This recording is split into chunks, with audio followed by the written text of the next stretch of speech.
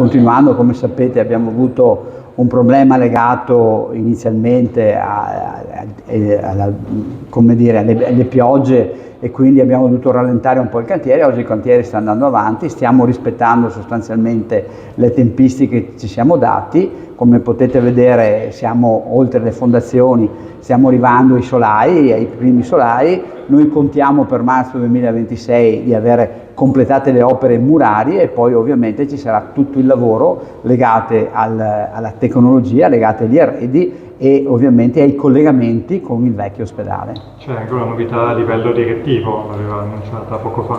Sì, ringrazio intanto il dottor Salemi per tutto il lavoro fatto anche qui a Conegliano. Avevamo bisogno di avere un dirigente medico, e questo è il dottor Marzio Milana, che avesse competenze e conoscenza soprattutto della costruzione degli ospedali. Lui è stato per noi fondamentale, ci ha aiutato nella costruzione dell'ospedale di Treviso.